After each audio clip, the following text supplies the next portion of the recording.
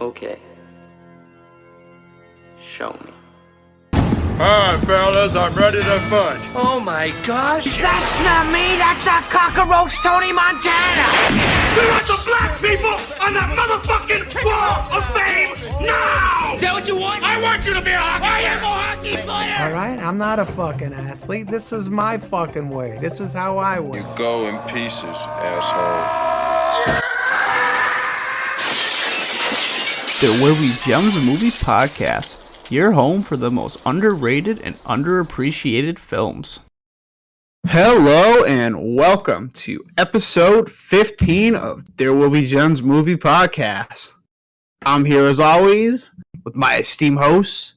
We got the man picking the movie tonight, Tom. Hello. We got the guy that picked the movie last week, Ryan. Who's that guy? And we got the guy who undoubtedly have us rolling at the end of the night with his pick, John. You have no idea what's coming. Well, and then you got the guy who's now bullied into picking a straightforward movie next time because the last one sucked. Tyler. Pussy. How's everyone doing? My bad. It was an accident. As long as you repent. I didn't say it sucks, but I mean, what the fuck? Yeah. Yeah, I think that's like a fair. It's like, all right, I'm gonna try something experimental. All right, nobody likes it. Okay, I'll pick something safe. Something safe next time. That's my bad. My bad. Oops. I thought you guys like people who like to fuck cars. Yeah. No. Have you ever sucked a penis? Is a Horvath card? What does his anus look like? I was looking so hard for a clip of that part, so I could put it in the trailer. There's just absolutely nothing for that movie. Fair. That's Shocking. fair. Yeah. Very shocking. Oh, Yeah. All I could get was describe it to me. And there was also like music playing in it too, so if you would have just taken that and put it in, it would have been atrocious. yeah. Oh. It's our first time recording the new year together. It is. Isn't that exciting? Happy New Year. Same year, Yeah. different year. I can't fucking follow it. It's just 2020 part 2. It sounds miserable. 2020 part 2, Electric Boogaloo. Basically, The Mitchening. The midget. I feel like everyone's just so beaten down at like with hope around us. Anyway, so it's just like, yep. Nobody's looking forward to the new year, new me. That's fair. New Year, can't feed my family. New year, this stim check was bullshit. Double back on that stim check. Fuck Mitch. Alright, let's not get political on the show. Nah, I'm not gonna political. I'm just appreciating that like America's so much of a troll That is true. that they're like, let's just like Venmo request this guy $2,000. And that just like kept happening for days. It's really funny. I don't think that was his actual Venmo. Well, I did it. It would be really funny if it was. Wait, do you actually think it was his Venmo? I had a picture of him and it said add his name at like the whatchamacallit, the Congress dot whatever it was. We all found the boomer. Get him! No. I'm not that much of a boomer. Actually, I probably would be the boomer of the group. Probably. Yeah. Like, if I had to record this thing myself, I would have no idea what to do. That's why I'm here. Yeah. Well, did anybody else have anything exciting happen besides it being a new year? Not really anything in particular. Well, that's too bad. Nothing that really stands out. I feel like it's more the status quo right now with Mr. Quarantine going on still. Yeah. Mr. Quarantine. Yeah. It's pretty boring.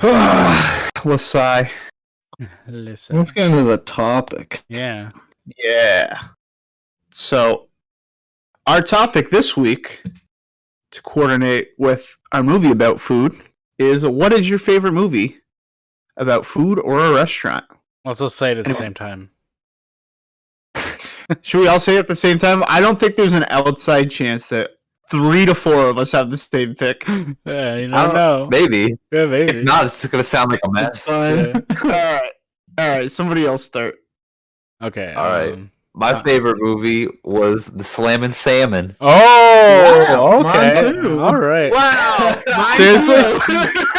Oh, you know what's funny about that? Mine's waiting.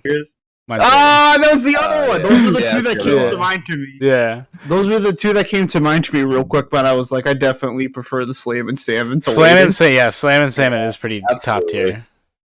I love Waiting's a Slammin' better movie, but Slam and Salmon's just a much funner movie. Yeah, I don't think the Waiting's a better movie. bush ratio in Slam and Salmon is 0, whereas in Waiting it's 1. So I think What was Slammin' Salmon's better than Waiting. all right, so nobody cares about his opinion, so let's move on. Wow. You picked Crash. We don't want to hear from you until next time. Man, Definitely maybe.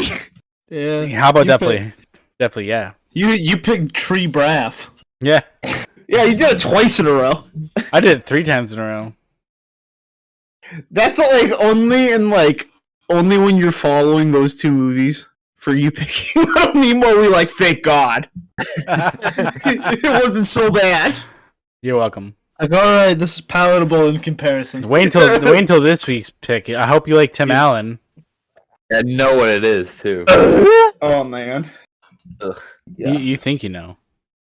Well, I hope I'm wrong, honestly. You Curveball. think you know Tim Allen? But do you? Does anybody really know Tim Allen? He does. That's who he sold cocaine to. Imagine like getting to tell that story to your kids. Like your kids are watching like, I don't know, like reruns of the Home Improvement or fucking like the Santa Claus and Christmas time, and just thinking like, wow, I bought coke from that guy like 45 years ago. Hey son, you see him? I bought coke from that man.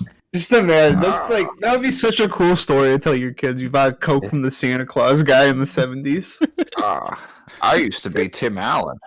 I used to be Tim Allen. Now I'm just Tim or Allen. I'm retired. Yeah.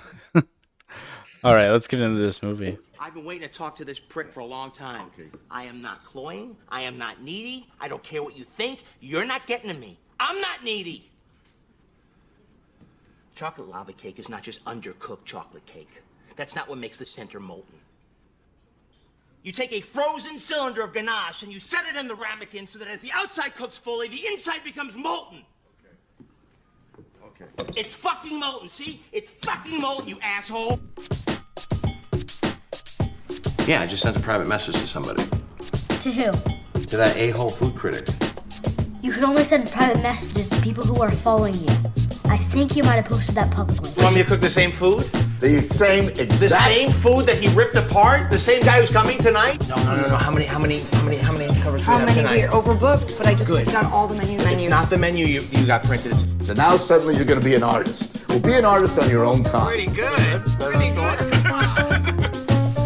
One more. Best shit you ever had in your life. Come on, man. Oh, yeah. My masterpiece, baby. Beautiful. Miami, I am back. How? Yeah, well, I love it. Everything that's good that's happened to me in my life came because of that. I might not do everything great in my life. Okay, I'm not perfect. I'm not the best husband. And I'm sorry if I wasn't the best father. But I'm good at this. And I want to share this with you. Yeah. So, Hefe. El Chamo, take it away. Chef. So, Chef is a movie about a head chef that quits his restaurant job and buys a food truck in an effort to reclaim his creative promise while piecing back together his estranged family. that is what happens. That is the overview of the movie.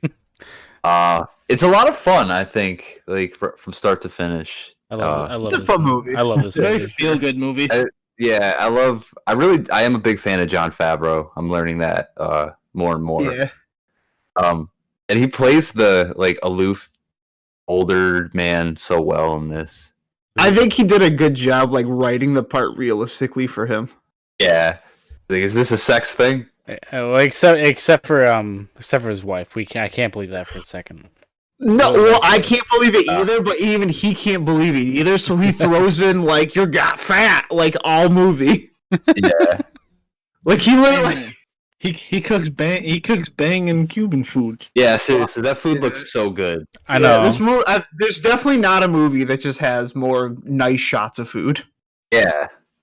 I've never wanted a Cuban so bad in the 2 times I watched this movie. I'm down to go drive and get one. Let me go get some capicola tomorrow and make some awesome sandwiches. Oh, hell yeah. Hell yeah. This movie made me always wants to get a Cuban, and then anytime I order a Cuban from a restaurant, it's never like an actual Cuban. It's never good, yeah. Because there's not like a fucking professional chef on site. It's not even that. They just don't good. make it right. Yeah, no, that's true. They put like lettuce, tomatoes, and shit on it. No. Or it's like it's not like I mind that, but it's like that ain't how it made. But it's like I've only had like them frozen. Like what? They were made right, but they like frozen, and you can like heat them up in the oven. Yeah. Like Mom used to get those when we were younger. Like it's like if I got a Reuben and someone put lettuce, tomatoes on it, it's like that's not how that ain't how it made. Yeah. How it's made with even Mark sound Summers. The only time I've had a Cuban was that Panera Bread, and it was one of the worst sandwiches I've ever had in my fucking life. Yeah, I would never get a Cuban from Panera Bread. 0%. It was either that or like some stupid sandwich. I don't remember, but it sounded gross. So I was like, I'll get a Cuban, and it was the driest sandwich I've ever had in my life. The only chain place I ever would have gotten a Cuban from was Quiznos. You know what? I can back that. I still wouldn't get it from there. Eh. Just stay in your lane with the deli meats. They were pretty dope though. They had a lot of better stuff. They had a good French dip. They had a good French dip. I'll give them that. Yeah, I used to get some type of roast beef. Maybe it was French dip. I used to get like that all the time there. The traditional, those bullet sandwiches. Yeah, dude. Those were dope too. Oh, all right. So anyways, both times I saw this movie, I was like, I want to go get a griddle and make sandwiches. Yeah, I want to drive to Miami right now. Tyler, if you buy the meat, I'll literally make that tomorrow. Well, maybe this weekend. That'll be cool. I have to work all That weekend. meat. Well, I gotta work tomorrow. But yeah, so pick it up on your way home. I'll prep it tomorrow. Nah, I gotta be good. Thursday. Come on. I gotta be good. No, I'm not doing that. Nah. I'll do All it. right. But anyways, aside from good-looking food aside, let's get right into this.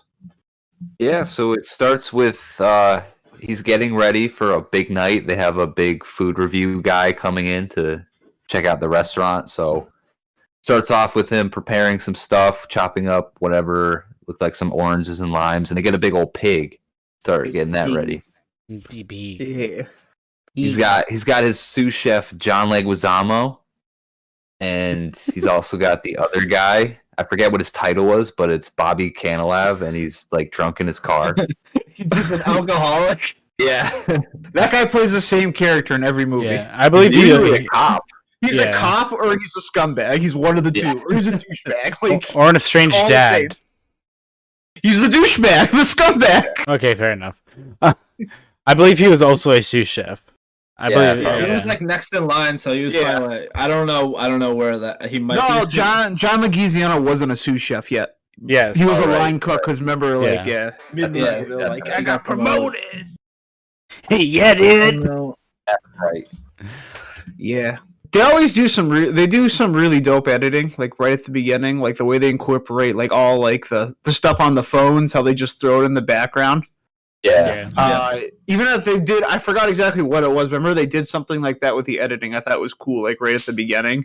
That kind of like, it's almost like the use of the split screen when it's done real well, where it's just giving you like other information in real time and like expediting it for you.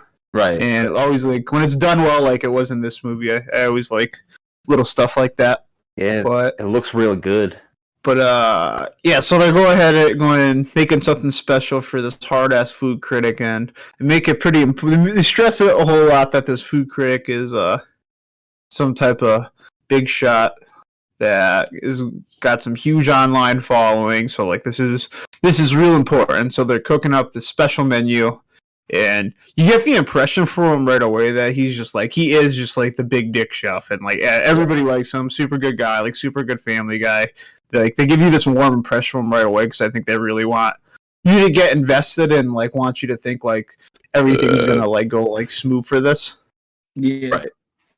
Almost like a little false sense here. Yeah. But then the restaurant, so he's not the owner, he's just the head chef. So he has pull. He can't really have he doesn't have the final shot. He's got pull, but not pull. Yeah, not Dustin Hoffman pull. Oh no. It's not Rain Man pull. Right, Rain Man. I didn't like that movie. Sucks. But anyways, yeah, Dustin Hoffman's a restaurant owner, and he comes and he's like, "Nah, dude, you love my food. Everybody loves what you cook my food great. Everybody loves my food. Don't change a thing. People come here for this experience. Fuck the critic." And you can tell right away that there's like a divide between the two, where they get different things out of the restaurant business, where Dustin Hoffman's character, Revis was his name, is just solely in this to like make money, and by just hiring the best chef to cook food, that's all that really matters to him. It seems like, as long as his pocket's doing well. But we get more of a glimpse right into Jon Favreau's character right away, that it's a lot more than that to him, because he doesn't want to serve this menu. Like he's apprehensive about it. Like he's getting into headbutt arguments with Dustin Hoffman's character right at the beginning about, he's just like delicately trying to tell him that his food's not great. Yeah. I like that scene. Like he's just trying to dance around it. Like that's such a thing that like happens like with your boss too, where it's like you want to, like, you can't tell your boss, like, they're like, oh, I guess maybe you guys can. You can't tell their boss to like, whoa. No. Well, I didn't even really mean it like that, but like if they have an idea, like they can kind of just tell you and be like, I think you're wrong because of this, and you're not going to get mad, or like, oh no, feel weird I wouldn't get mad. No, I'd be like, okay, maybe you're right. Nah, Ron hits me in the bathroom. Yeah, like I don't have that same like. I do. You know what I mean? I don't have that same.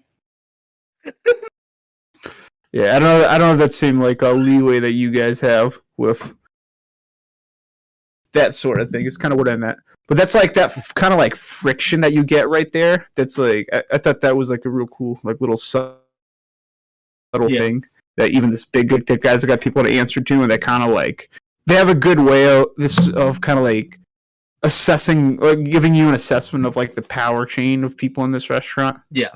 Yeah, and the rest of the kitchen falls in line with the chef over the restaurant owner. Yeah, that team, like, I like the team, like, what they did with the team, and, like, that really did feel like a real restaurant, like, a real, like, restaurant to me. Yeah. Like, I've only worked in, like, one crappy restaurant that wasn't really like that, but I can kind of, like, see the traits in the people. Like, they are very, like, they do, like, have, like, restaurant vibe people. Like, Scarlett Johansson is, like, a really good job in her spot, like, being a server. She has the server look, she has the server attitude. Like, there's certain, like, that's like the exact kind of like server that has like a weird relationship with the chef, like Jon Favreau does, where he just like cooks your food late at night. Is that attitude also hot because she's hot? Well, I mean, you don't hire her to like not play that role. Oh, well, you were a server. You want your server. Yeah, but that's when I was cute. Yeah.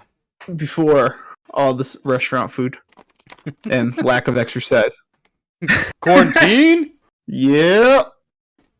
But yeah, they do a really good job with the setting, and I think assessing the setting and where we're going to be moving along with this pretty quick. And after all the argument, he's forced to cook the standard menu because that's what the people came for. He cucks down. So boring shit. Here's the only gripe I have with this movie. Oh. Okay, so at this moment, instead of saying, okay, how about we do the regular menu for everyone else, but give him a special menu where I cook my own food and just do it like that. That's a lot of extra crap. Yeah, I guess, but I think that's more unrealistic because like a restaurant's not gonna like that, like no restaurant's gonna make a menu just for a critic. I mean, The concept is to be reviewed for your food. You're not gonna make a special menu that's only for him. Because like you can cook if any restaurant can cook a critic a crazy ass meal. It's about like what your day-to-day menu is. Okay, that makes sense. All right, proceed. Yeah, I remember having that thought too, but I think he just wanted to like. I think that the Revis character really just had that menu like tied to his heart, and he wanted to serve it to him no matter what. Give him the egg full of egg. That didn't even look good. No. It looked like shit. It's awful. I don't know if they were trying to do that on purpose when it gets to that part. It's but fancy. Caviar is very I don't know. I think I want to try caviar. I tried it at Bob's house once. Was it like good caviar though? Because you Yeah. can get cheap ass caviar. No, it was like top tier shit. I just didn't like it. I think when I was watching like a big tin of caviar was like over $1,000. yeah, caviar's some big dick. Rich Because shit. like you can get cheap caviar, you can get caviar that's fine, but like there's like you need to like get it a certain way out of like a certain breed of fish. That's like why it costs so much. yeah, it's fish eggs, right? Yeah. Yeah, Yeah. Yeah, there's like a farm in like I think like SoCal. Mm-hmm. the sturgeon eggs, yeah. Or it might be like in Yeah, sturgeon eggs. or it might be in like South America. It might actually be in South America. Well, yeah, I have no idea. I'm not gonna pretend I know where caviar comes from. Yeah, so they do something this, and even have something kind of maybe not unique, but it throws you through a bit of the curve just the way they pace the film. Because I saw this before, but they just skip right. They don't show anything about like this big buildup they have of this this critic coming. They just show him at the bar like celebrating later, so you assume like everything went fine. And like I think they even said like he liked it a lot, and it gives you like the sense of security because like this movie's all warm feelings up until this point. Yeah. So I think they give you a good little. They do something a little cute there, where they give you this like almost just like, oh, why were we even worried about it? Like, look how good the chef is. Like, look how great he is. Especially warm feelings because it leads off with him being like not an absentee father, but a very like detached father. Yeah, it goes downhill. No. Oh, yeah, he blows his kid off right away. Yeah, he blows his kid off. He like he forgets to pick up his kid, and then his kid's like, "Can we do this?" He's like, "Yeah, sure, maybe. We'll ask your mom." Like very just like I can't remember the fucking word. He's dismissive. He's very dismissive of his child. Standoffish. Yeah. That kid's English fucking class. annoying. I don't blame him. He's annoying as shit. That kind of He does misses happen. his dad. Yeah, but as a dad who see titties in New Orleans with his dad. Yeah, who doesn't? Yeah, but as a father who has been split from the mother for a long period of time, that first like year or so is kind of weird. Yeah. Yeah, I mean, Yep. I feel it. That's why I'm like, yeah, that makes sense. Yeah. Mm-hmm. Yeah, cause you don't really learn like that much about the kind of in between period, which is probably a better thing. Because I don't like. There's not a real reason to drag it out in this movie. It's better how they just start from present time. I just don't think that's not really. It's really just like an ancillary thing to cover. Yeah. It's not really like it's not really all that important. It's really just more like they're still friends. Yeah, It seems like it's been less than a year though. Like it seems like it's maybe 9 months since they've been divorced. Even right down to him reading that text message, it's still like good and happy feelings. You don't really, I don't know if you think it's gonna go that way because I'd already seen it before and it was gonna happen. But even like kind of like amps himself up on the review still. Everyone's cheering, and he just has that turn where he just gets buried. He's like, oh, I shouldn't have read this out loud. Well, I would never read something like that out loud. No. 0%. Do you think do they really talk like that? Like on like critic reviews where they just come at people's neck? Oh, in Man, he's LA, like a absolutely. blogger, Yeah. In LA, absolutely. Oh my dude. god. Yeah. He literally just starts calling him fat. Oh, that's probably good. No, that's another good reason he threw in the constant weight gain thing. I mean, still, you think about like constant review. He's like, oh, he's probably eating all those Sembex. Like, that's mean. Yeah. That shit fucking hurt. Yeah. That's what I mean, though. It's like it's a little clever because it's completely like sends them off the rails, and like it's I think it's a good little added layer that they're throwing in something he's obviously really insecure about. Yeah. On top of like he's obviously very passionate about food, as we've seen like everything like that so far. Yeah, he's a fat fuck. Yeah, but he's like really good at cooking. Fat fuck. Yeah, that's why. You see that grilled cheese? Oh my god! Yeah, that grilled cheese. Yeah, it looks so good.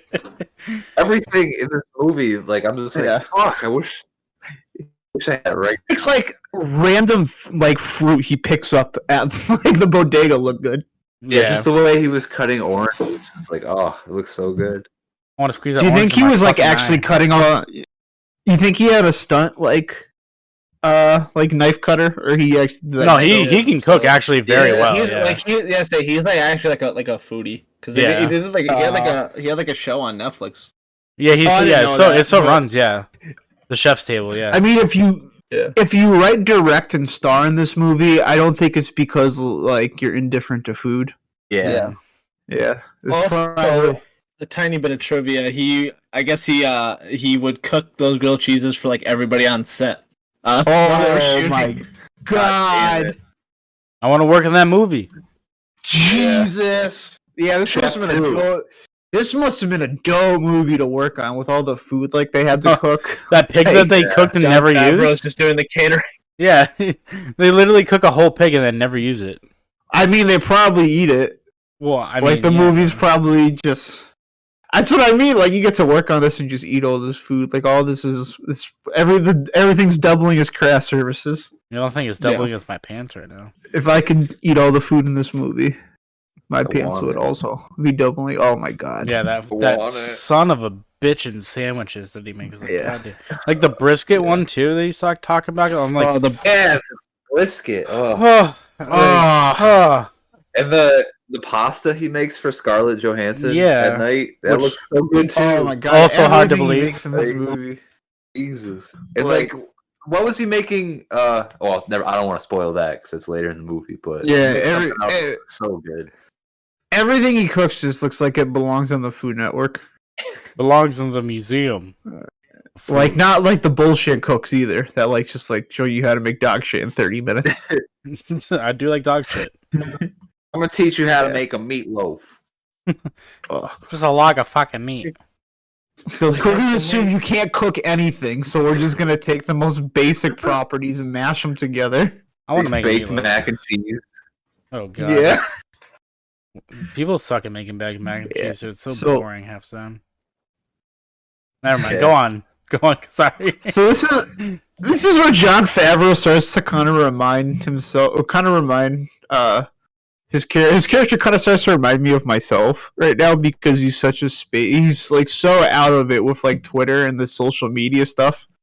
He's like getting buried and he has to and he jumps on like trying to work these apps and I would probably not as bad as him, but I had no idea how to do any of these things. That can be debated. Yeah, I fell for him, like having no idea how to use these apps or anything. And just getting buried on the computer. You did make a group instead of a page, so I did. See, it's. I hate myself.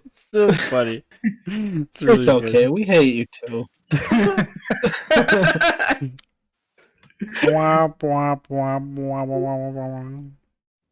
Yeah. So is this a sex thing? What is this Twitter? I like how he's so. That's what I had a tangent about food. Yeah. I like all the tangents she just goes on in this movie. That's probably my favorite part of the movie. Him just going on tangents and like flipping out on people. You're not getting to me. It fucking hurts. So, dude, he means to send this food critic a private message. And but he does it. He just posts a reply where everyone can see because he doesn't know what he's doing. And then he starts this giant long Twitter beef online where he calls him out. He calls the critic an asshole. Just basically everything you should not do if you're trying to like thrive on a business. I don't know about that. I mean, that's debatable. Well, anyways, it leads us to the next confrontation where the chef calls back at him and says, "Hey, man, he says, come down again. I'll make all new special menu just for you. Give me another shot." So he agrees. He comes back down to the restaurant and he goes in by himself and he's cooking some wicked dank food. And it's like his squad comes in and they all love it. And they're like, "Fuck it!" And this is what we're gonna serve to this guy tonight. We're gonna crush it this time. We're not gonna serve this shitty old menu. Wait, no. This is when he actually learns about that his private. Yeah. Because I can't. The line cook comes and I just please space on his name was just like, yeah, fuck Twitter. He's like, what do you mean fuck Twitter? He's like, fuck Twitter. Yeah, whatever. I thought he already knew about that, and his son tells him in the morning. Yeah, he's still under the impression that because he's like, you got 1,000 notifications, Dad. Oh no, we skipped over that part where he's like, fuck Twitter. Yeah. And then they showed up and they're like, fuck Twitter, and they kind of clue him into what he did. Yes. So anyways, they're gonna serve this like wicked dope, like it was Mexican food, right? It looked Mexican. Korean. Yeah, it was Korean. Yeah.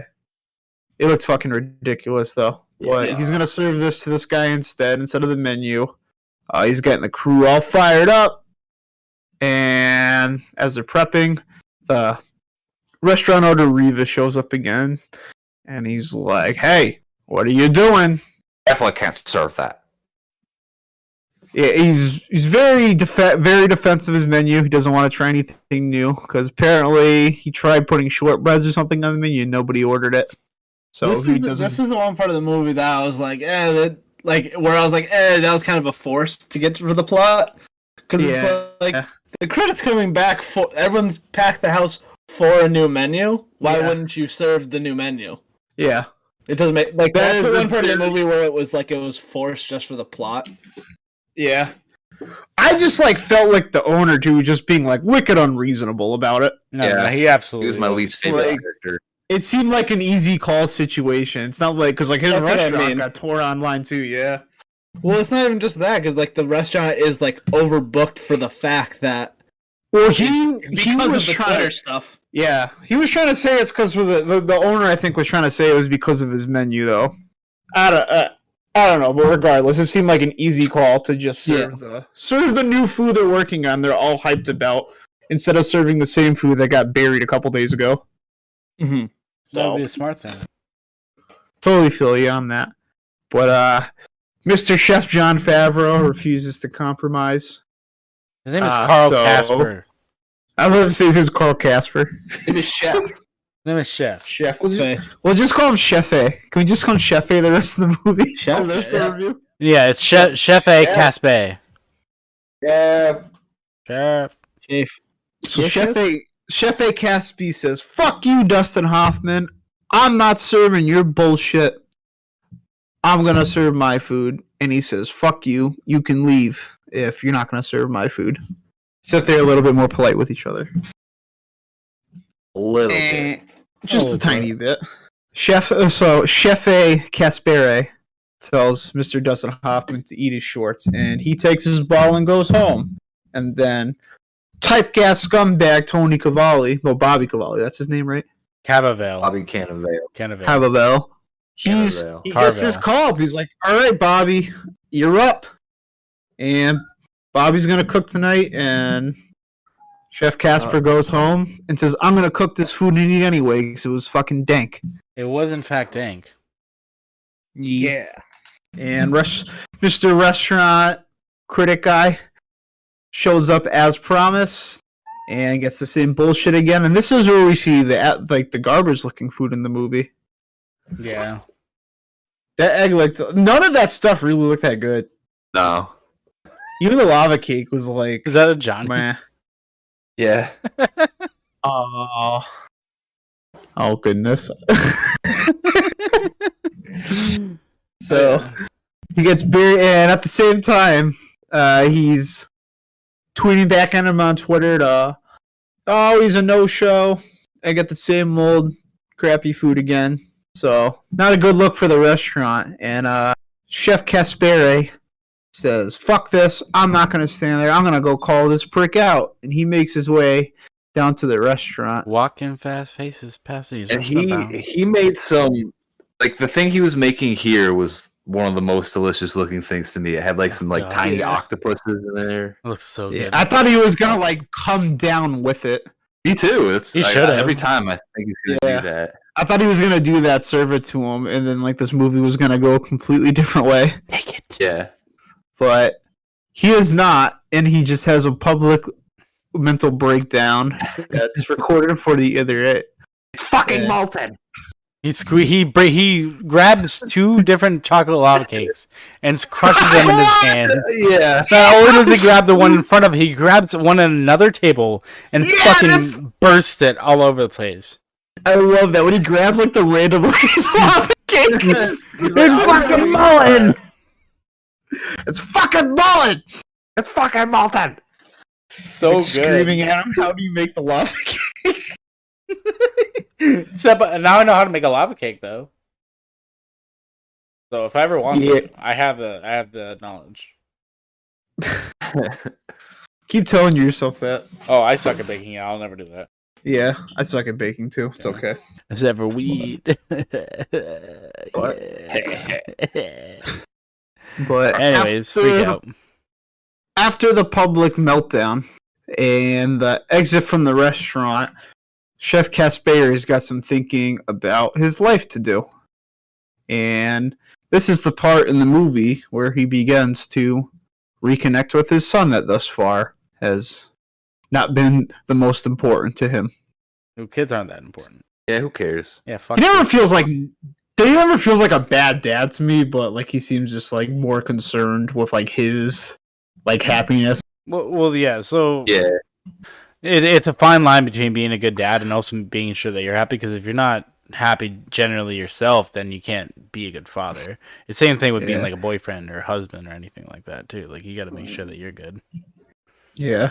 The day. A thought I just had now about his character I really didn't think about in the movie is how his kid's only like 9 years old, 10 years old, right? Or is he a little older? I think he's like 11. He's right? 10. Is yeah. Well, no. I kind of got he's been at that restaurant for 10 years. And I think they say it's been like 5 years they've been serving the same menu. Yeah. So I kind of get the feeling like he still like is trying to like live in that part of his career probably before he had this kid and he was younger, where he was just like this revered like new young like hip chef. He had to have this dramatic weight gain, and he's kind of still grasping to those straws and like kind of in denial that he's like not happy doing what he's doing anymore. Yeah, chasing the dragon. Yeah. Like he's using his creative expression, and that's kind of the powder keg to this movie where he's like he's not happy. Yeah, and that's why his marriage probably failed, and he has issues with his son because he's still trying to hold on to like those days he was happy. Yeah, no, I mean that makes perfect sense in all aspects of it. So, Chef, you getting deep? Yeah, no, this movie's actually like it doesn't flat out say, but it is a pretty deep movie actually. I don't think this movie's that deep, but I don't think it's like surface level. I mean, like it's human. Yeah, it's a human movie. That's Yeah. Like it's real shit that this dude go through. It definitely feels more genuine. Yeah.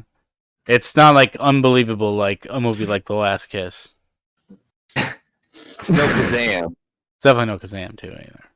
No Crash. Well, oh my god. Never bring that up again. Anyways, we're moving forward with the podcast, just Tyler, Tom, and I.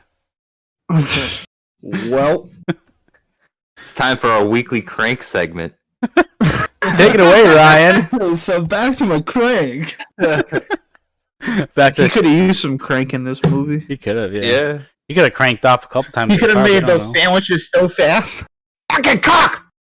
Fucking molten! He would have moved that oven by himself. He wouldn't need all those people. He would have just fucking lifted it into the truck like fucking Superman. Oh god. So after this whole public meltdown, he's talking to. We find out his estranged wife is Sophia. What's her last name? Vergara. Sophia Sagara. Vergara. Sophia. I don't know why. Just because she's Cuban doesn't mean she's named after a fucking cigar. Sophia. I said Sagara. Sagara. You know, like the Cuban. Sophia Vergara, who is like about an 11 out of 10. Yeah, I would like say a 100, 13. Yeah. 100. She's a fucking smoke show. And here comes in, if they didn't hammer on, like, if they didn't beat you in the head the last, like, for the first half hour of this movie that he's had a dramatic recent weight gain, this would be the most unbelievable part of the movie. Oh, yep. Oh, yuck. I remember, like, the first time I watched it, that was like a big deal. It was like, come on, there's no way. There, yeah. All about the food. Yeah. It's like that seems like it's true. That also though, that seems like their only connection in the movie is like he can like cook the food she likes. Yeah. Like they don't seem. I don't see those people ever just like getting along. That's fair. Right. That's why they're divorced. Exactly. I think so. But like, wait until later on to discuss yeah. that. But like, it just like I just can't imagine like those two. Like she seems just like very like vain. She has a publicist, like all this nonsense, and you're learning like pretty quick, and they hammer it down in like this next like transitional spot in the movie that he's not about that at all when he's talking to the publicist, and she's saying, well, you got to just lean into this publicity. You can get on Hell's Kitchen. You can do all this, and he just wants no part of that shit. This motherfucker just wants to cook. Yeah, that's like care about his food. He doesn't care about being famous. Yeah, he doesn't want to. He doesn't. Well, he just had this awful experience. He doesn't care about like this. He doesn't want that anymore. Yeah. Like he just wants to be happy, and like going on some reality show, like cooking a gimmicky thing, like isn't gonna make him happy. Absolutely not. But because of her, she kind of keeps nudging him too. That hey man, your son really misses you. Your son wants to see you. He's kind of been taking his son for granted so far this whole movie, basically. Yeah. And basically, Dad. So Mama Bear Sophia kind of pushes them together and forces them to spend time together, Like most moms do. And even when he's doing this, though, like he's like, oh, well, he's just doing like they're not really like he's taking him to do awesome stuff, which is another part I think is important that the kid doesn't like care about. This kid's not like his mom, where like he's in this superficial, vainish like lifestyle that one might tend you to believe she's more partial to. Yeah, he's supposed to hang out with. Yeah, like he takes him to the amusement park, takes him to the movies, and it's like, yeah, that's cool, but the kid he didn't really seem to like care that much about doing stuff like that. He just wanted to spend time with his dad. It's more of like actually like hanging out with him, and like it's like the smaller moments they actually give a shit about. Yeah, and that's kind of what this movie's about, because you like, and from here on, it's kind of just like a slow burn of him like rekindling his like being a father in his relationship with his kid by using like food as a bonding device. Mm-hmm. Yeah, their sides kind of like match with each other, and they help each other out like yin and yang as the movie goes on. Mm-hmm. From here, he's kind of wandering. He's kind of like wandering aimlessly. He doesn't want to do the whole like gimmicky publicity thing. He doesn't want to. He's having trouble getting like another job because he's just got buried, and this whole meltdown thing happens. Nobody really wants to hire him right now, so he goes down to Miami with his ex-wife and his son, because she had to go down there for something like specific, right? For work. Yeah, just for work. Yeah, she had to go there for work. So basically, she dragged mom as a babysitter, and that forced him to spend time with his son. And that's where the first time we see like some ridiculous Cuban sandwiches. Yeah, his were way better though. Yeah. So they're kind of down there experiencing Cuban life. He's trying to push it. He's trying to like share the food, like a lot of the food and the culture with his son. And you can see it's not that it's not important to his ex-wife, but she doesn't care the same way he does about this. And assures him that his cooking's better than the stuff they were eating at the restaurant. but this is where the movie starts to push into its mature narrative, where his wife has been. I don't know why I use that word. Let's just say this is where the movie starts to get into the thick of things, and his wife mentions to him. Well, not quite. So RDJ mentions his wife's banging him, but she mentions that her ex-husband before him. So this gold digging whore says my ex-husband's got an old food truck he'd love to give to you and start you off into business, which sounds kind of weird, but it is what it is. And she says, actually, he's in town right now. And that's when he calls her out and kind of, this is a setup. You're just trying to get me to start a food truck, which is something she's kind of mentioned throughout the movie already. So he goes to meet the ex-husband, and it's Robert Downey Jr. Iron Man himself. Cameo. Yeah. And he's fucking weird. He's as weird as you'd expect him to. If you took the Stony Tark character. The what? The what? What? The Stony Kark? Tony Stank. Tony Stank. You want to redo that? So if you took the... Yeah, I'm going to redo it. He's kind of like if you took the Tony Stark character and gave him a bunch of blow. That's exactly what he acts like. Jesus Christ. And while he's over there acting like he's all jacked up on whatever he's getting in Miami, he lets it slip that him and his wife might have had a what do they call an entanglement nowadays? Sex? Oh, they might have fucked. They made a theory. And they had an entanglement. No, they had sex, Tyler. And then oh my lord! Yeah, there was no sex banged. swing, and there was no sex swing. Well, he claims they banged. Yeah, like all dudes do. And that throws him through a loop. And he's like, fuck it. I still gotta deal with it though and get this food truck from this guy. And he gives him some old food truck that's a piece of shit, basically. Gross. Yeah. But it's free. Beggars can't be choosers. He ain't got shit. So he takes what he can get. And that kind of transitions to the next part where he's like, fuck it, I'm really going to do this.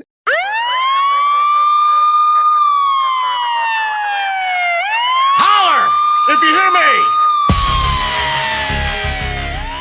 Whoa, slow down there, Chief. Looks like we are entering spoiler territory. If you have not seen this film and would prefer for it not to be spoiled, you may want to consider skipping to the timestamp provided below.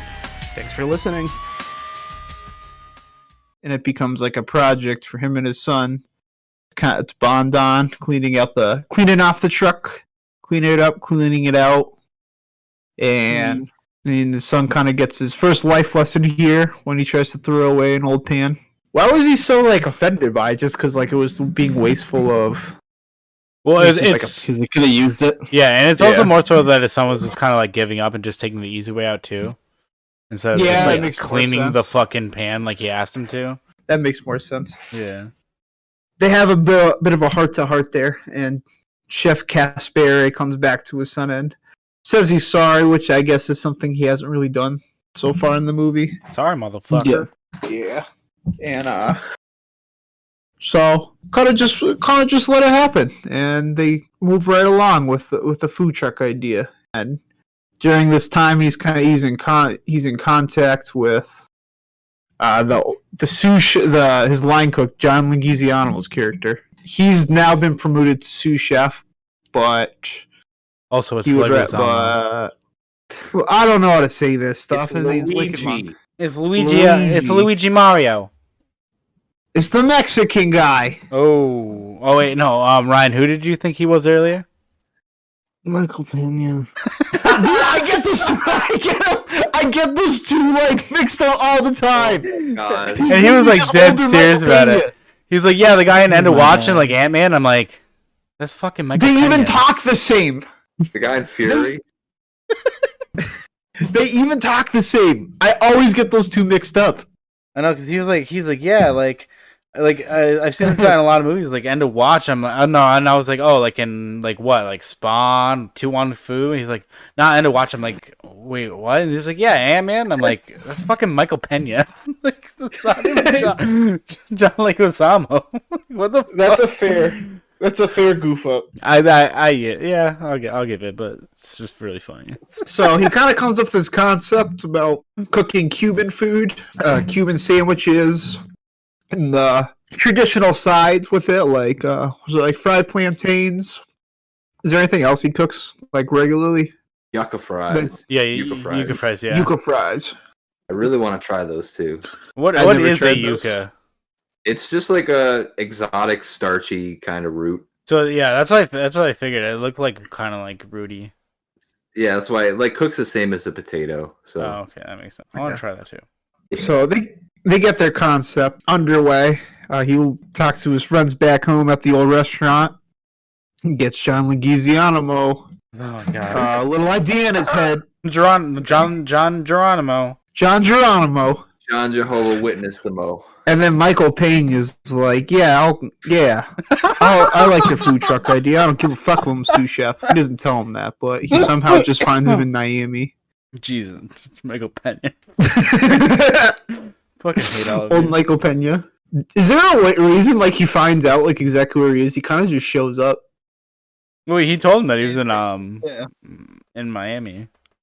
Miami's a big place, John. Yeah, but if he knew where Robert Downey Jr.'s character worked, because it was on his like job. Oh, okay.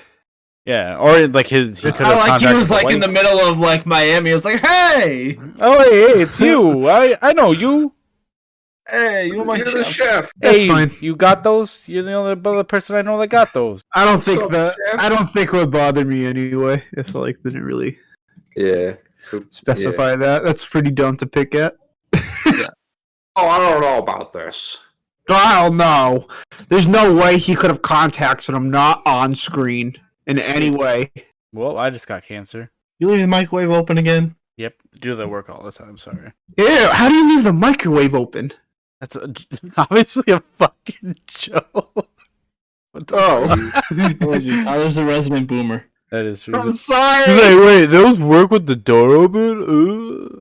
I'm sorry. I don't know. Maybe you just open your like food and you just don't even think like I should close this. No, there's a safety mechanism inside that turns it off when the door opens. Jesus Christ. The only way I'd be able to circumvent that if I cut out the middle screen part. And just that time in Malcolm in the Middle when Hal got the microwave to work with the door off. Oh yeah, I remember that. Deep cut. Deep cut. Anyways. So back to the food truck. Yeah. So they go and get some restaurant equipment, and they can't fit this big heavy oven into the back of the van, so they got a bunch of strong Miami fellas to go ahead and lift it in that apparently don't speak English because they need Michael Pena's character to translate for I can't say that guy's last name. What's his name in the movie? You just call him John Leguizamo. Let's call him John. His name is Sid. Yeah. It's Sid. We call him Sid. Yeah. Call him the clown from Spawn. So Sid is like, hey man, he'll cook you a bunch of humans. Humans? No, it's Sid. Humans. Can you not say cook a bunch of Cubans? How about say Cubanos so it doesn't sound like we're trying to cook people? I can't speak very well tonight. All right. Anyways, so he tells him he's gonna cook a bunch of Cubanos for getting the oven in there, but he says it in Spanish, all tricky, so he doesn't know what's about to hit him. So he's like, "Fuck, I'm gonna cook some Cubanos." And surprisingly, they all love it. And they're all like, we can do this. We have this concept. And this is where, like, the kid and father bond really starts to ferment. Because his kid's a very, technology-driven kid. He knows how to use the Twitter. He knows how, how to tweet stuff and mark locations. And just take pictures, stuff and cut it together. I don't know all this stuff I don't know how to do on a cell phone that the average person probably can do quite easily. You'd be surprised. I'm messy. Yep. But his kid kind of becomes unbeknownst to him, the online marketer, and kind of documents this whole journey together as now they start traveling west together. Oh, by the way, you can't pass over the next life lesson when he tries to serve one of the workers a burnt Cubano. Yeah. Oh, this is an important life lesson. Yeah, like you little cock. It's like, I love food. You don't.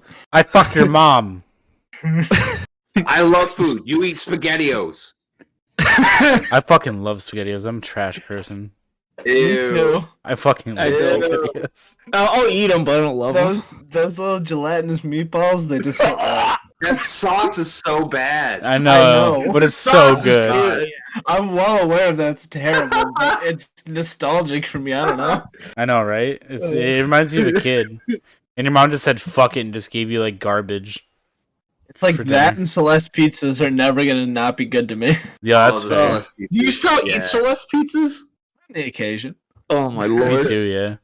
I'll pop a Celeste in the oven for about 25 minutes every once in a while. I like the Mrs. B's pizzas. What about Mr. B's? Was that the one that had like the crusty old white lady on it? Yeah. Yeah, it did. Oh, Celeste did too. They were like, she was younger. Thank you. Like, whose old lady pizza is better? Celeste, yo. And there was Tony's Pizza. There was Tony's. Tony's the trash. Ooh, pizza's anchor. I'm not a fan. It's better than Red Baron. Exactly. It's better than Red Baron had the best logo though. Yeah, but it's the trashiest. I think the thinnest fucking deep dish boys. All right, I think it's Stop and Shop pizza over Red Baron. Yeah, Red Baron's trash. I like Big White Pizza. Oh, Big White Pizza is so good. I hate with Big White Pizza. That's because you hate fun. That's good. What? Big White Pizza. You hate fun and good value. Big White Pizzas remind me of Blaze's house, where his dad would just like get half a pizza on his cheat day and then give us the rest. Jesus. I don't want the rest of this. All right. I don't want to back to the Cubanos. Yeah. A little life lesson trying to serve a burnt Cubano. Yeah. Yeah, he's like, who gives a shit? They're getting it for free. And he's like, I need to talk to you outside for a second. And he's like, hey, fuck you. This speech is actually great. Now listen here, little fucker. It's really good. You can apply that to like anything you're passionate about, and fuck yeah, man, I feel that. Yeah. And he's like, I don't do I'm not great at this, I'm not great at this, but this is something I'm good at, and I make people happy. And that's not what you do. This is what this is about. And that part's fucking dope. And I think that's a really critical moment for the two of them as well. It's in this movie. Literally one of the best scenes in the movie. Yeah. The heartfelt speech, always ranking pretty high. He learns to be a dad. Period. Well, it took him 10 fucking years. Jesus. So after this whole little experience, like fuck it, we gotta get the truck back. Where do they live in LA? Yeah, they go from Miami to LA. So they go from Miami to LA, and right from the first stop was going to New Orleans, right? No, they stop in South Beach first. Oh, after South Beach. After South Beach, a wild Peel Russell appears. It's true. But yeah, so then they're on their way to Texas, and then he mentions New Orleans. New Orleans. Well, they talk about this. Yeah, they talk about it. Oh yeah, that's right. And the kid's like, nah, fuck that shit. I want to go to New Orleans. I want to see titties. I'm like, yeah. Well, he was hyping up New Orleans like early in the movie. That was like a big thing they were supposed to do. And they were gonna go visit New Orleans. Yeah. In his defense, New Orleans has some of the best fucking food on the planet. Yeah, I really want to go there. Me too. I would love to go there, but when you're 10, I don't think that's what you're thinking about. No. His dad hyped it up though. Yeah, his dad was. I wanted to go to. And if this movie's taught you anything at this point, is his dad knows that his dad knows about the food. Yeah, he's the plug. He's the plug. Probably want to trust him. He was the late night pasta plug. He's the Cubano plug. Not only that, but just all the fresh ingredients he was picking up. Ugh. Yeah. He apparently has a massive cock, so he keeps nailing. I wish I could shop like that, where I could just walk in and be like, "Oh yeah, I'm gonna turn that fucking plantain into a vinaigrette, Oh. motherfucker. You can't do that. I wish we had like a marketplace kind of deal like that. Yeah, that would be dope. Actually, There used to be. There probably is somewhere, but yeah, it's probably McKinn not Street and it closed down. Probably not Northampton COVID friendly. Yeah, Northampton does stuff like that on the sidewalk sales sometimes, but like not all the time. Not like a stationary market. That's just always Right. there. Yeah. We have it at the mall. Do we? Yeah, every Saturday. It's I thought not. that was that's not farmer's market, is it? It is farmers market. Yeah. It was, yeah, Huh? but it's still not quite the same. You got to go into a store for that. Like, I like the idea of walking down the street, like you're on your way somewhere else, and you're just also picking up fresh food. Yeah, Yeah. that is pretty dope. So they get to New Orleans, and he's like, "Hey, son, what was that thing he ate? I've never had that Beignets. before." Beignets. Beignets. He It's was like like, essentially fried dough. Yeah, it's Yeah. like French Yeah. donuts, basically. but nobody in the world makes it like that. That was one thing he stressed. And I feel that maybe not this particular because I've never eaten one, but Well, the Cajun Only the people are Cajun. French. Yeah. all I'm saying is I fucking love poutine, and it's real hard to come by in America. And when you do, it's always hot trash, even if the place looks promising. Yep. But there's this food truck in Toronto, outside the convention center. I've been there several times, and it's just the best poutine I've ever had in the world. It's so fucking good, and it's this random food truck right outside the convention center. Every time Americans just shouldn't make poutine. we had, I've had them all over America, just consistently not good, and it's like They it don't know how to doesn't seem make it. hard. It's a Canadian delicacy. Leave it to them. That's all they have. The point is, They have that and the point hockey. is, nowhere else in the world have I ever had They also- something they also have poutine Sleepy like on. that. Never had poutine. Really I good. want it. So good. Never get it at the Big E. You'll never want it again. Yeah. Don't I'm hyping it up right now, but at the same time, I'm also saying I've never had good poutine in America, and I've probably had Yeah. poutine here 10 times. I'll try it when I go to Canada. Yeah, Maine was all right. It was That was one of the higher end, but Yeah. I It's still pretty medium. Yeah. It's too runny. there's something different about the gravy. Yeah, they make the gravy that too you runny. Not thick enough. Anyways. Anyways, we get to New Orleans, and they kind of have some father-son bonding time when they go get their beignets, and it's like, what kind of food are we getting? And he's like, we're not getting food, we're just hanging out. That's a nice warming family moment Yeah. for the audience. What's the thing the kid's been asking for the whole movie? He Spend finally fucking gets it. time with you, Dad. A fucking beignet. Like, he's just like, just go do cool shit. It doesn't need to be for any reason. Yeah. Beignets are really good too. Yeah. I bet. I want one. I'll take any food. Yeah, it's like anything in this movie, I was like, yeah, I want that. I want that. Any of the food in the movie. Especially that brisket. Oh my god, I want that that fucking brisket so brisket bad. though. Oh my god. Oh, dude, I can only get so Yeah. hard. Oh, I love brisket. Anyways, can we? Okay, we gotta start talking about food. That's what the movie is. I know. This movie's like food porn. Yeah. This movie is like ADHD incarnate. A little too tangent-y. Yeah, because this is stuff we can actually get. Yeah. Like But, going back to Crash, I can't fuck a girl's leg wound, so I can get a Cubano though. Where? I don't know. I'll find a place. But all right. So they're in New Orleans.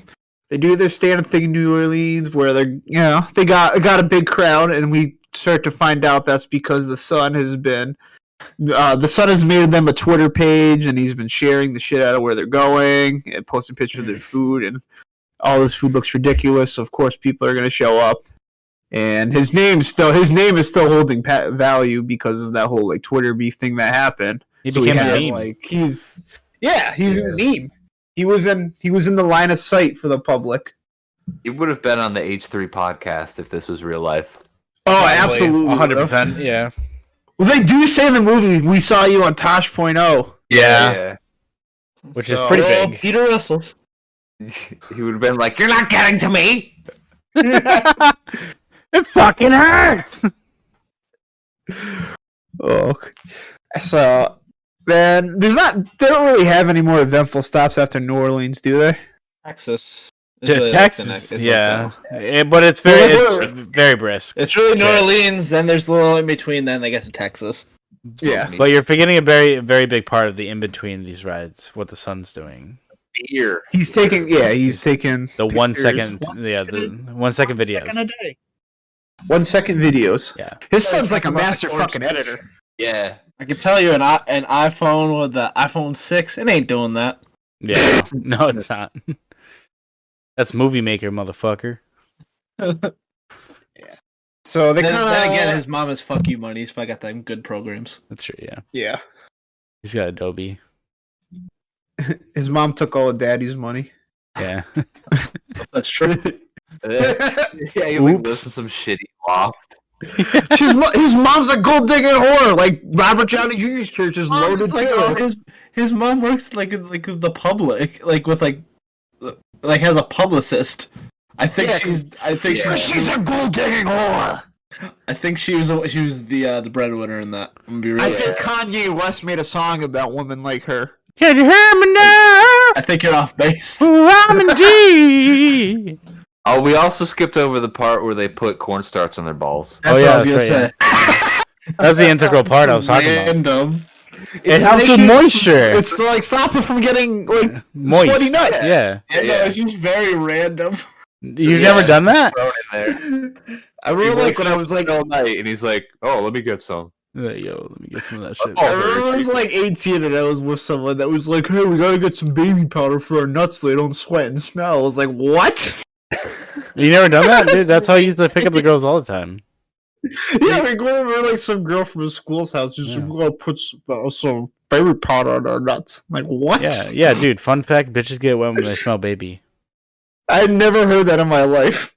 So it's 100% true. They only have that cornstarch joke just so Jon Favreau could say, "In the morning you can dip in oil and make us puppies." It's a dramedy. You gotta throw some ha-has in there. Yeah, the funny parts are perfect in this movie too. The funny parts, honestly, they're not. This movie's not that funny. It's not, but it picks its spots pretty well. I don't think the point of this movie is to be funny though. Yeah, it's just a little bit of comic relief at points. Yeah, which is John Pena's job. John Pena. John Pena. They've just morphed into one person now. John Cole Pena. Form of John Pena. I just picture his super smirk, his stupid smirk on the head of a Power Ranger's body. What? A Power Ranger's body? What the fuck are you talking about? Yeah, like the Megazord. Yeah. Oh, okay. I was like, all right. So let's get this van back to Los Angeles. So we get to Texas then that we get that yummy brisket and then we get another life lesson. What's this life lesson? Eat the brisket. Well, not his life lesson, but then he gets honest with his son about everything might go back to the way it was before once they get back to LA. Yeah. And his son gets all sad. Yeah, that part's shitty. That part's shitty to hear.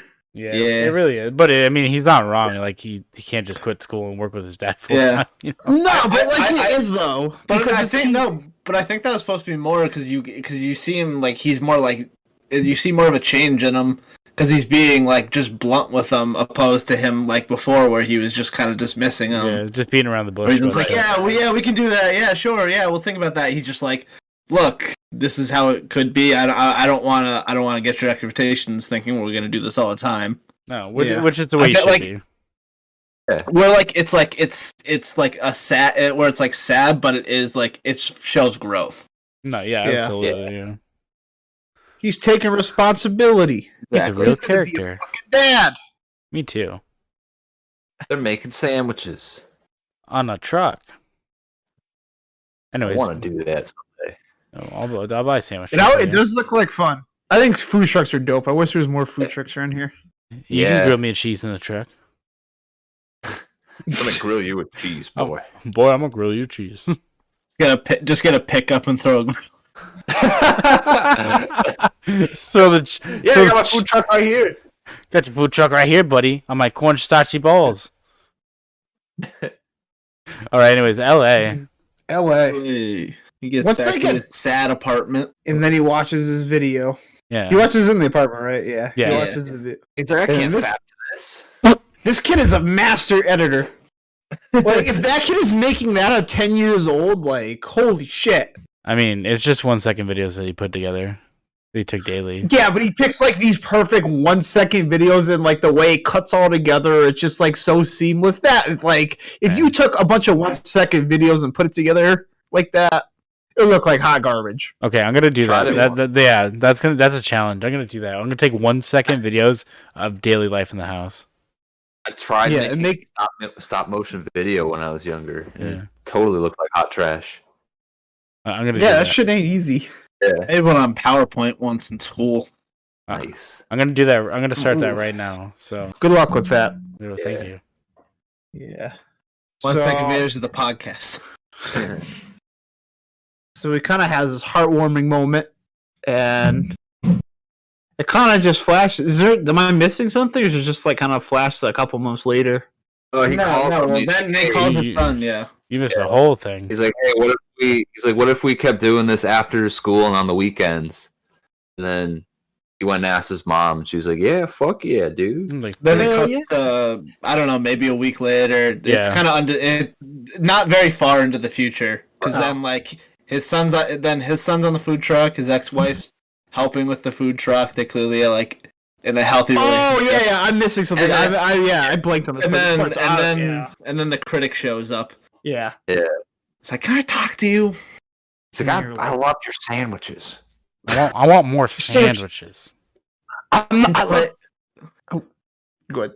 Do you I agree? was just doing more bit. I was gonna say, your sandwiches are fucking great, but I'm not gonna write about them. I want to buy all your sandwiches. Yeah. So basically, in a whole turnaround plot wise, this man offers him money to open a restaurant.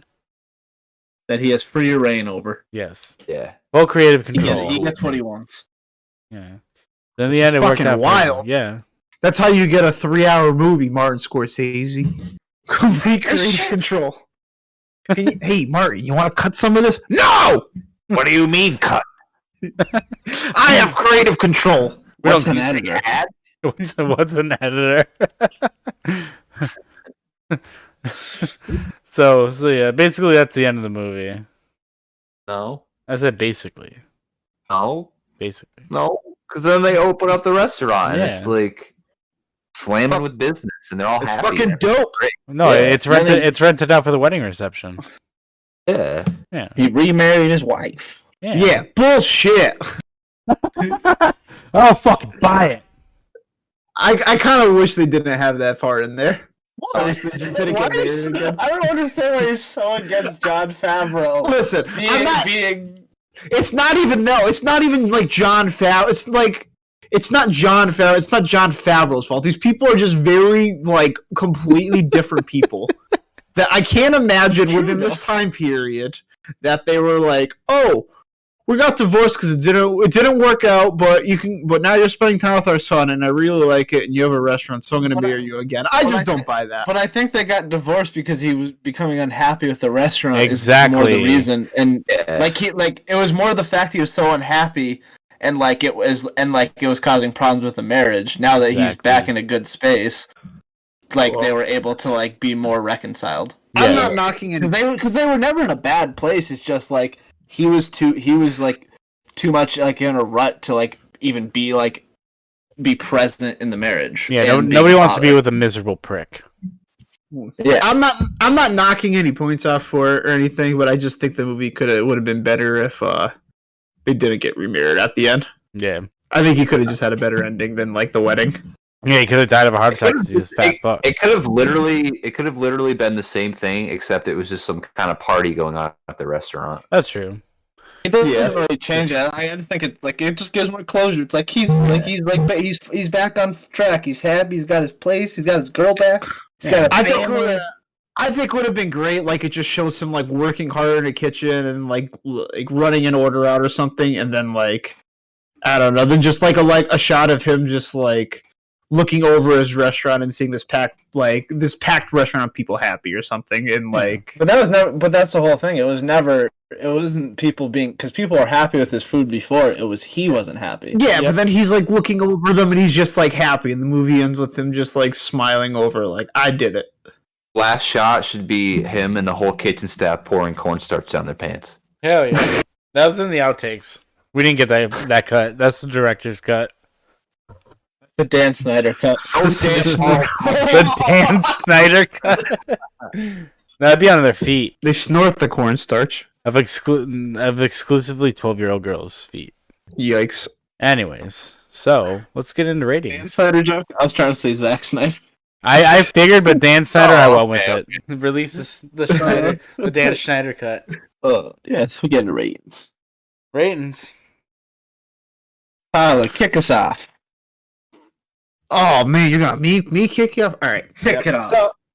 So I like this movie. It's not one of my favorites, but I enjoyed it. It's pretty easy watch. It's a feel good movie. There's not a whole lot wrong. There's not a whole lot wrong with it per se, but this to me the stakes don't like feel that high, and it's like I don't not like these characters when I'm really not invested in them or invested in this movie. But it's a fun little watch.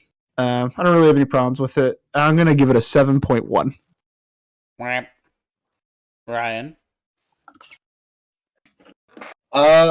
Honestly, I just walk away from this movie. It just makes you feel good. It's just a nice watch. It's like it's a very like nice ending. Like you don't walk away with it like I wish it's like everything worked out in the end. And like in this kind of movie, like that's the kind of ending I think you just like it just works the best in. This movie bad ending. I think it's like I think like from a technical standpoint, it's like it's low key pretty solid with like how they like work it out with like even just like the transition scenes of them driving and the music. I actually really like a lot. And with all that, I'm gonna give it a 7.7. Whoop. John. Okay. Well, this movie's in my top 10 favorite movies of all time. I love this movie a lot. It, like everyone said, it's very feel good. I'm actually watching this movie again, probably tomorrow or Thursday or something like that.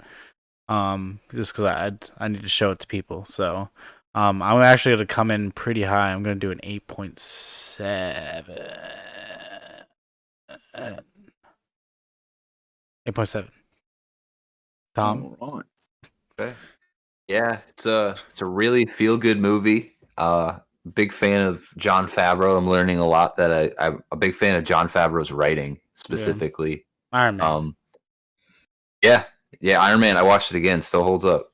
It's one of the best superhero movies out there. But I think my favorite part about this movie is how it never feels like they're trying to pitch me a story. Mm-hmm. It's just they show you what this guy is, what he does, to like the restaurant style.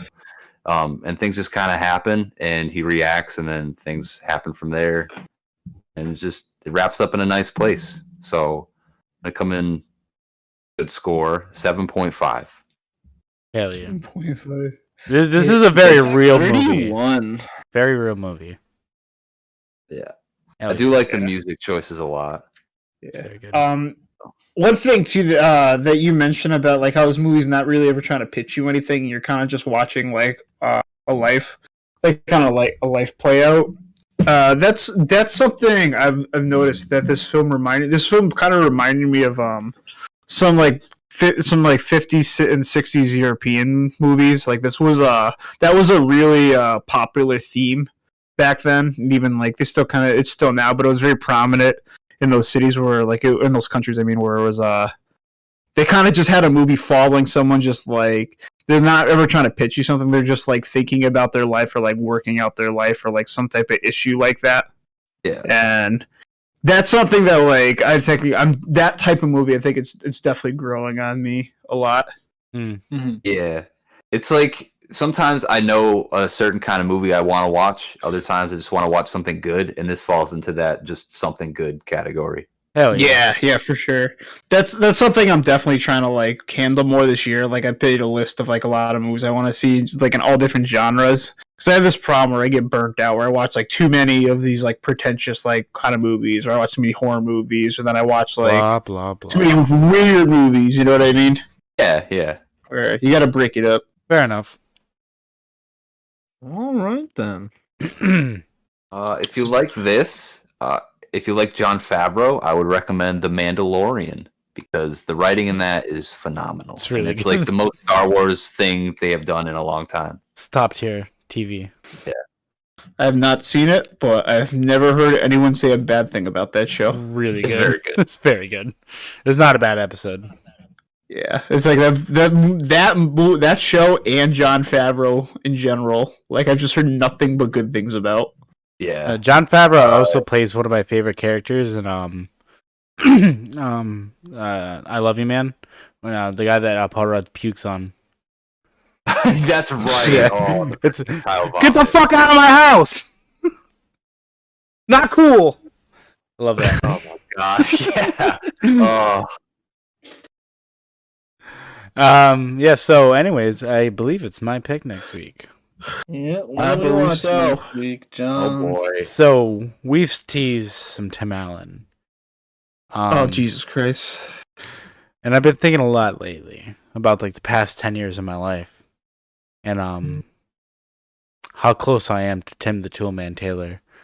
So we're actually gonna watch SLC Punk next week. What? What's it called? We're gonna watch SLC Punk.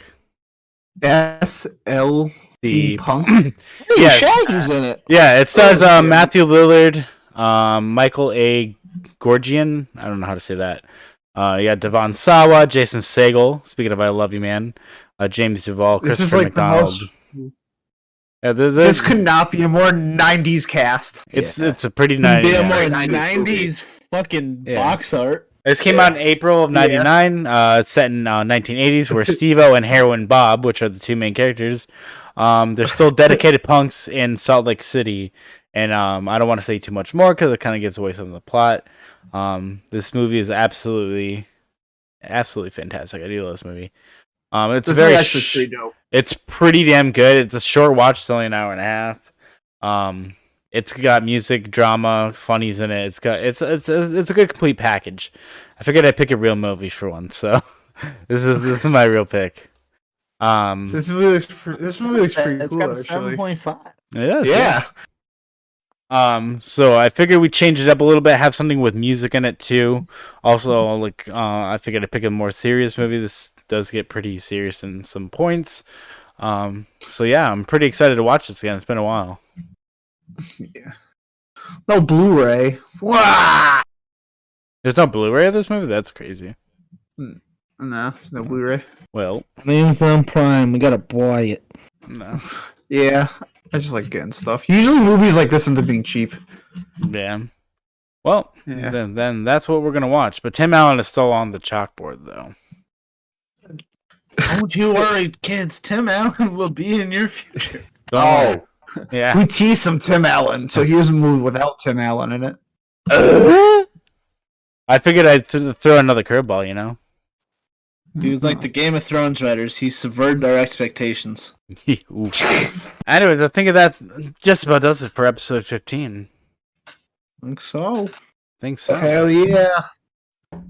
So as always, share this with your friends because we like when people watch and talk about it and comment and tell us about how their day is. And I'll buy you a flower. It's not gonna be a good flower, but it might be a dandelion. We gotta do the pro tip for the YouTube thing. Yeah. Like, comment, and click that Smash bell. that like button! God. Smash that bell. Smash If that. someone tells me to do that, there's 0% chance I'm gonna do that. I'm maxing out of the video right there. Break that fucking Liberty Bell. Crack that bell. Crack that bell. But yeah, yeah. If you like it, tell people about it. Or Hell don't. yeah. We'll still keep doing it. Hell yeah. We'll talk to the You ain't office. stopping me. Also, a shout out to Michael Pena.